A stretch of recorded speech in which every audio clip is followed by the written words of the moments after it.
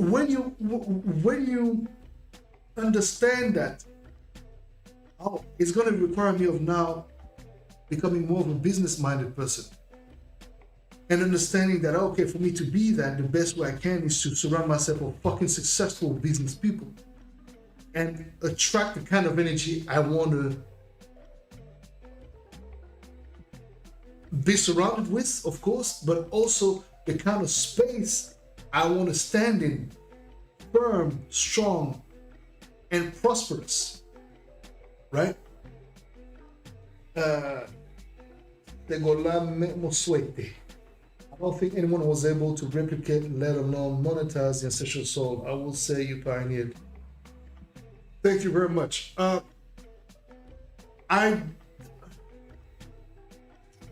you see, I will tell you exactly the way I feel about how the industry in general feels about me. I think there's a lot of respect for what I've done within the industry, and I get the accolades, but to a certain extent. But there's also a certain thing about like, like he's not cool enough, or he's not. There's always the thing where it's like, yeah, it's just never enough. And no matter how adaptive and no matter how you try to refresh yourself while still keeping and maintaining personality, because I'm not saying that you need to forget about who you are and just become a completely, you can do that, but I mean, you gotta have some personality, right? And I think that's another thing. When you have personality, you're comfortable in your own skin, to a certain extent, it will disturb some, because as much as people love your shit, there's people that hate you, that for no reason, And I wouldn't necessarily call them haters, because I mean it's an easy word, but they're just, it's just the way it is. That's just life, right? So, it's interesting when you speak with really truly honest people who actually know what's up and tell you exactly how they feel about a given situation, and you're able to speak heart to heart. You never or rarely hear them speak like that in public, and it's very interesting because you're like, but what are you scared of, And however, you are expected to be the one who always give love to the others, and it's okay, because I'm genuinely doing it because I really feel no fear whatsoever in letting somebody know that they're amazing at what they do and they fucking deserve all the success. But at a certain point, you adapt. You're like, okay, cool. What am I doing this for? Truthfully and honestly, 21 years in the game, to be quite honest with you, I've had quite a few underground hits. I'm not at the end of my career. I still have, God willing, a lot more to do, to accomplish, and a lot more accolades to gather, and inshallah, more success. But at the same time, I also have to be realistic. 21 years, I've spent the time of a whole grown human being, 21 years old, right? In an industry. I'm not that steaming hot piece of, iron on the fire, right? It got cold, And yeah, you still, you're still sharp. You're still very fucking sharp. But, you're like this. I look at myself as an old samurai sword, this ninja sword. It's like, it's like the older it is, the more expensive, the more refined, the more, great. Still, that is not going to carry you through time if you don't maintain a sense of humility and capacity to keep adapting to the new times that you're forced to embrace, right? Nicole Gonzalez, it was crazy day here, but money well spent and you're welcome. That wasn't for you. I'm trying to know more about painting of the Saturday. Okay. Yeah. So you see, as I pose myself this question, am I still going to be a DJ that, people call all the time, promoters here and there, fucking Mexico or fucking whatever, etc., etc.?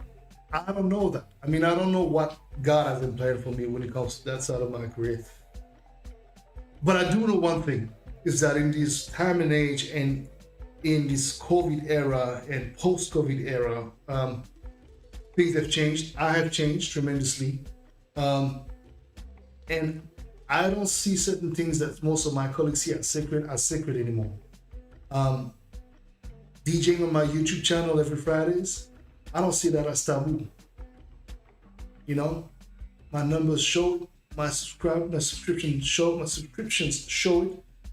And beyond even all this dumb shit, the energy is being felt. And what I'm trying to do is give people a bit of my positivity, a bit of this light and this love. I firmly believe still has to hold a serious place and space in a lot of our hearts. And that's what we need.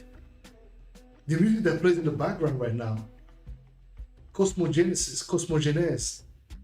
I'm talking about African cosmogenesis. I'm literally writing a text with my solo. I'm talking about ancient Africa. I'm talking about the evolution and the capacity of us as people of African descent and beyond to be evolved and to be modern and all that, but still, whether you want it or not, that ancestry, that tradition, that mystique will always be part of you. And because at the end of the day, no matter how much I adapt, I'm always going to have this serious anchoredness. I'm good, right? So I can float in the air. Because my base is strong. It's anchored. So yes, I can go places and still come back and be me. And that is not easy because you get joked about, diminished, etc., as I said before. And that your ego, you have to be cool with it. And believe me, it's not easy. It's not easy at all. But it's amazing to be able to achieve that. Sometimes it's not. Sometimes it's harder than others. But overall, I'm cool. Wrap my head around it, right? Erica, the journey for me has been clarifying and nurturing my calling and seizing the opportunities to keep growing and sharing the lessons and dancing to your tunes, brother Boddhi, along the way. Thank you. Oh, thank you very much. Thank you very much indeed. And you see, these are the kind of, témoignages, testimonies that I love to read because it shows me that, you know what, even if it's 5, 10 of you saying that, I've done my job. Done my job because you know what, you've been receptive to the love I'm trying to give and to the message I'm trying to share with y'all, right?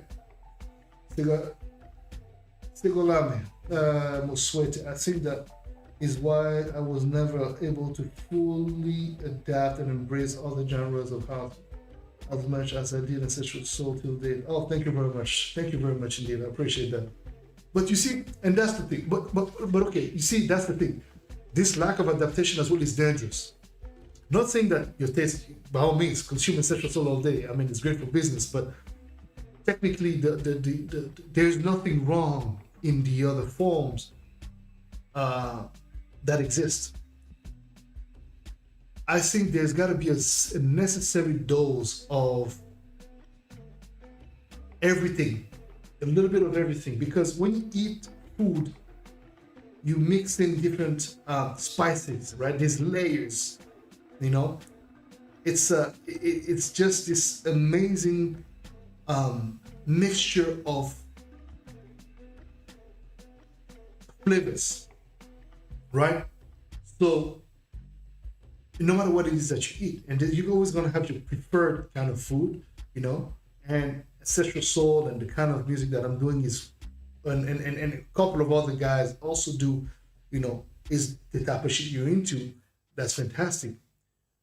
But it doesn't take away from the other sounds. And that's exactly, you just described here without you realizing exactly how a lot of people in this industry have felt and probably still feel about what I'm doing.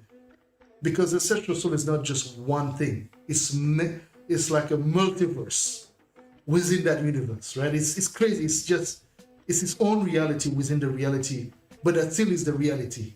It's a very weird thing because it's like, shit, it can be this, it can be that, it can be this, but it's still that. Hey, how confusing. And in a way, I created I created a system that is amazing, but you know, it has a life of its own, and it for now might play against me in a way for the industry and for the standards of the industry, and I'm cool with it. I've learned to be accepting it, and I've learned to be humble about it, because my calling is in other things, you know. As you evolve, as you become a different kind of, you know, a human, in that human experience of yours, you know, life shapes you, you know, hurt, experiences, etc. All that shit shapes you to become a version of yourself that's going to be stronger, that's going to be more aware, or, you know, less sensitive to certain things, or just, you know, but you've got to be comfortable with all of these new versions of yourself that you're becoming, because that's just what it is. But you've got to maintain love. You got to maintain love inside of your soul, inside of your heart, inside of your spirit, inside of yourself. Erica, brother Boddhi is anchored and grounded. Bless up. You're an inspiration. Thank you very much. Yes, indeed. We try. You know, I'm not always anchored though, but you know, for the most part, I try to be. Segolami. I'm still that guy who bounced up your music at sessions in Botswana, and people light up and say, man, that man was heavy. You see, brother, this is the thing, right? It's like that man was heavy. It's so interesting to me. A lot of people refer to me as the past. A lot of people from in Southern Africa, for example, it's almost, and you know what? A couple of years ago in 2016, I went back to, I went to South Africa. And by the way, I DJed once in Gaborone, and man, I love Botswana, the energy there. I was there with DJ Fresh. We were not DJing at the same place, but yeah, we were obviously in Gaborone around the same time, and it was just an amazing moment. Big shout out to my brother Kitso as well. Been a minute since we spoke. But yeah, so you know, it's interesting. That scene refers to Boddhi Satva as back then. There's this interesting nostalgia and almost like a refusal to allow me to give you the new me, which is so much more interesting than what I was. I'm not saying that what I was bad. It's amazing. I mean, it's fucking great, because it was raw, it was new, but what is now is so much more layered and much more sophisticated, you know. You were there too? I do. So you see, and I was there with my brother Dinga Gaba, right? We were there, and the gig wasn't a long gig. We DJed two places. I think we were DJed at this cafe the day before, and then we DJed the promoters. It was a bit of a shitty organization actually, by the way, that next day thing. But yeah, it still was an experience that, you know, was amazing. But yeah, to come back to the point, so for example, Southern Africa in general, all Southern African countries have a perception of Boddhi Satva that is almost like y'all buried me already. And so as I said, when I was there in 2016, I came back there with just all this enthusiasm, and you know, and I realized that, the mindset had changed, you know, the business had changed, and personalities had changed, of course, you know, people become bigger, much more known, etc., etc., etc. So it's like, all right, cool, I get it. But then I realized that, yeah, you know, I wasn't going to be taken back. It's almost like a love that you've left, and allowed to be tarnished by, distance, which was never my intent. But as I always said, and that's the truth about my career, I've played so many different places, but there's a lot of places that never brought me back twice. And bear in mind, venue people spent hundreds of thousands of euros when I was DJing. They made all the money in the world, but they would not bring me back another time. It was not a lack of respect. It was not a lack of attitude. I'm a very respectful, very professional guy. I don't do drugs. I'll drink a little bit of alcohol, but never in an immoderate way. I don't like to be drunk. And most of the time, actually, I'm very cool with a nice little Coca-Cola or cranberry juice, and I'm good. And I go back to my hotel alone, by the way. So it never was a thing. So maybe because it was that, because I wasn't necessarily doing the coke, I wasn't necessarily doing this shit, which is cool. I mean, it's like to each their own. Like, I'm not judging, but it was very, probably I wasn't part of the crew, and I'm still not part of the crew in that sense. And to be quite honest with you, I don't really care to be part of the crew in that sense. I'm just like, where has gone meritocracy? Where has gone, the concept and the idea of, rewarding hard work?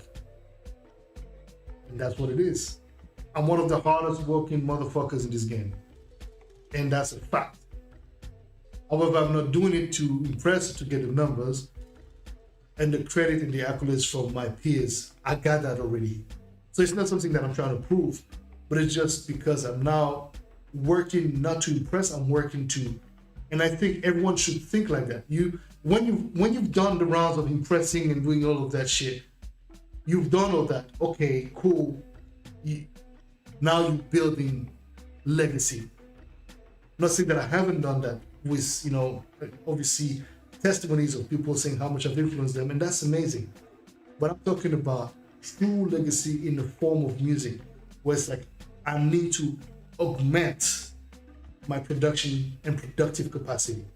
And I have done that thanks to my good brother Kay, who has been very, very, very pivotal in allowing me to see through his practice, through his way of doing business, that I could adapt some of these formulas to my way of doing things and still be very fucking successful, right? And encounter things in the future that I'm yet to see. So, Erica, you said, brother Boddhi, sorry I was late in this live. At which point did you realize your craft had a greater impact beyond the individual benefit it has brought to your life?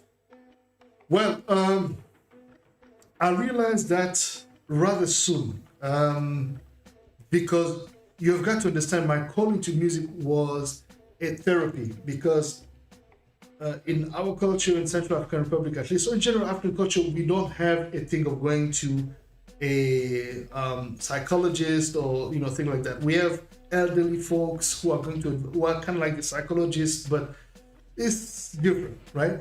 So for me, music was a way to express all that was inside of me that I could express in words, because you might see me as a very talkative person, very this, but actually I'm a very timid. Initially, I was a very timid kid. Very, I remember it was hard to really get to me. It was, I've always used ways to make it, to not be bothered or ask questions that I was not able to follow, to respond to in a structured way. And because I was also the eldest, I was the firstborn of all the grandkids of my family, both on my father and my mother's side. There was a lot of expectations, of course, and so music was this exutory that allowed me to just really, just express all of these things. And I started realizing that, oh shit, I'm not just healing me now. I mean, I'm literally having people coming at me at the end of a party, telling me, look, I'm sorry to share this with you, but I had planned to. This was supposed to be my last party, and I had planned to throw myself off a fucking bridge tomorrow, because life didn't make no fucking sense anymore to me. And when most people would be like, oh my God, I was like, oh really? I've always had a capacity to not make somebody feel bad about themselves.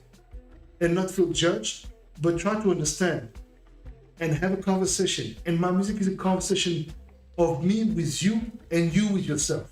That's always been the intention behind my heart, and elevating your entire spirit the best I could through music, because I'm trying to elevate my spirit every time I make a song. Because we, by essence, will never reach perfection, but we aim at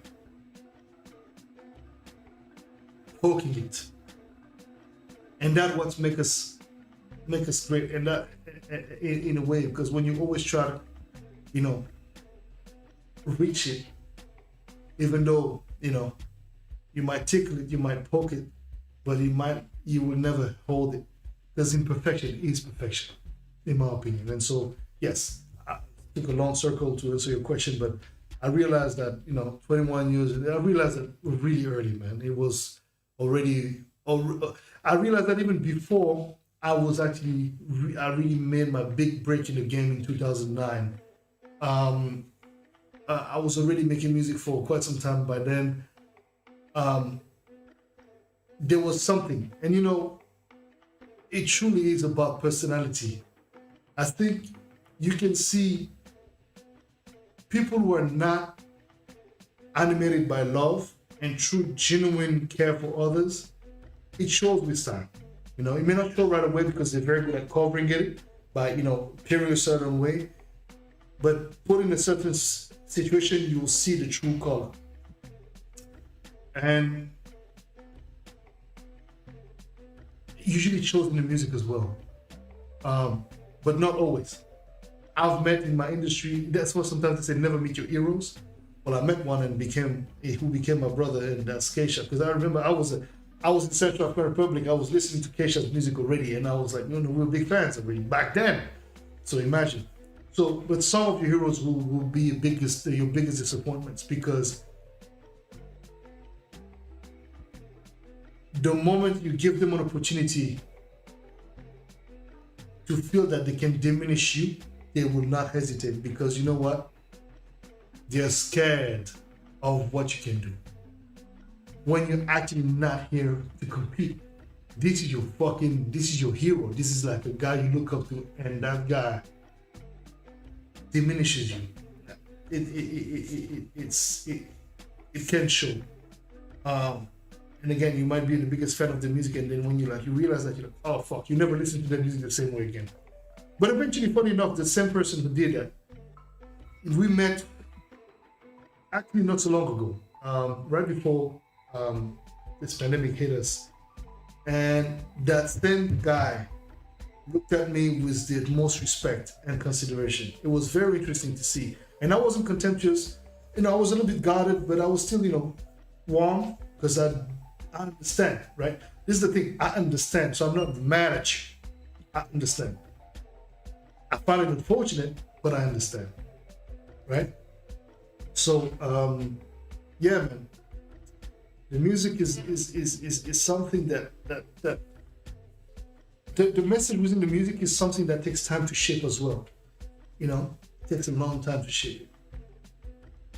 But I think that when it's done with a kind and genuine desire to just bless people the best way you can and try to elevate them, it doesn't take long before it gets acknowledged. So Erica, I hope I answered your question properly. Lorraine, the last 2 years have taught me that adaptability is crucial to survival and to thrive. I've been learning about being more like water, being myself, no other versions, and go with flow. You're right. My father used to tell me when I was a kid, he said, I don't know if it's Bruce Lee who said that, I don't know who he quoted, but he said something. He said, you have to be like water. You have to adapt. But you know what? Even more so, you have to understand the power of water is so underestimated. A small drop can carve a seriously thick, strong, and tones heavy stone. A drop. So beat that drum and don't be scared. In other words, keep going for your goals. Keep hitting. Keep going. Keep going. Keep going. Because you know that eventually, mathematically talking, it's impossible that you won't be noticed. It's impossible that you won't achieve